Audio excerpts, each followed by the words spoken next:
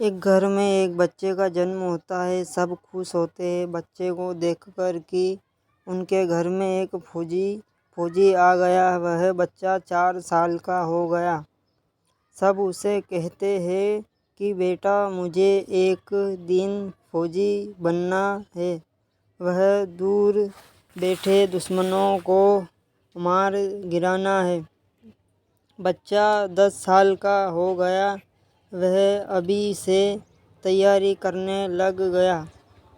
उसका एक ही सपना बन गया कि उसे एक फौजी बनना है। वह अब 20 साल का हो गया।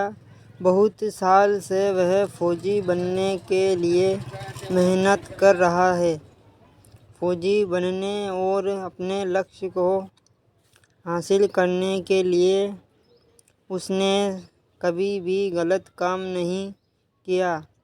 उसका सिर्फ एक ही गोल है, वह है इस धरती माँ के लिए अपनी जान कुर्बान करना, देश की रक्षा करते करते शहीद होना। आखिरकार वह अपने मेहनत और लगन से एक बेहतर फौजी बन जाता है। घर में सब खुश होते हैं कि हमारा बेटा अपनी देश की माँ के लिए अपनी जान कुर्बान करने को तैयार है। उस फौजी की ट्रेनिंग होती है। ट्रेनिंग पास करने के बाद उसे देश की सीमा पर तैनात कर दिया जाता है।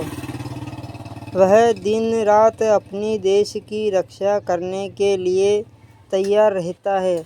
2 साल हो गए, वह घर नहीं गया। अपनी धरती माँ के मर्यादा के लिए वह हर दिन सीमा पर तैनात रहता है। वह दिन रात अपनी देश की रक्षा करने के लिए तैयार रहता है।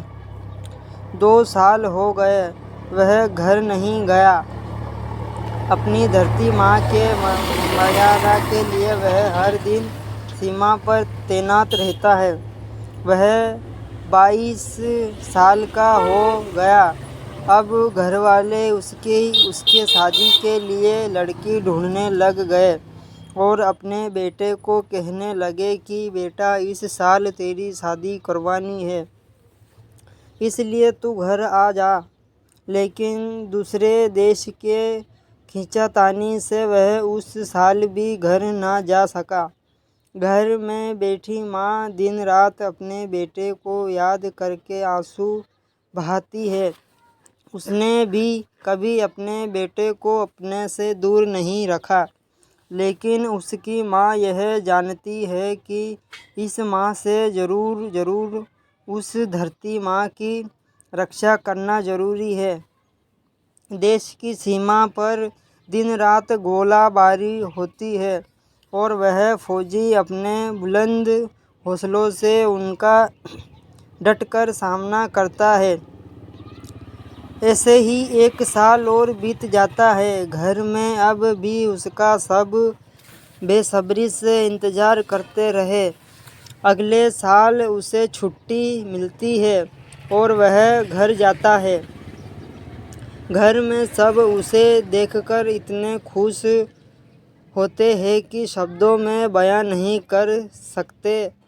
फिर उस फौजी की शादी हो जाती है और फिर छुट्टी खत्म होने के बाद घर से जाता है। अपने पीछे अपने प्यारे से परिवार को छोड़कर चला जाता है।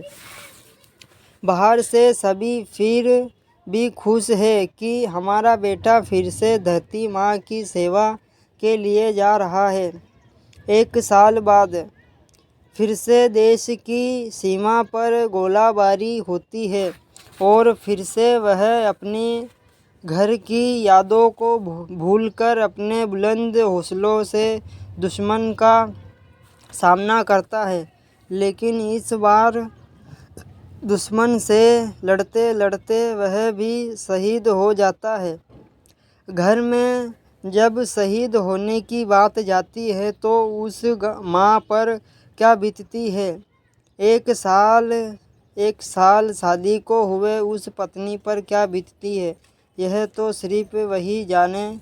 अंदर ही अंदर उनका हाल बेहाल होता है। लेकिन उस घर में फिर से एक जवान पैदा होता है, अपनी धरती माँ पर अपनी जान कुर्बान करने के लिए। मात्र 24-25 साल की उम्र में ना जाने कितने जवानों ने इस तिरंगे की शान के लिए अपनी जानें दी है और आगे भी इस तिरंगे में लिपट कर अपनी जान देते रहेंगे।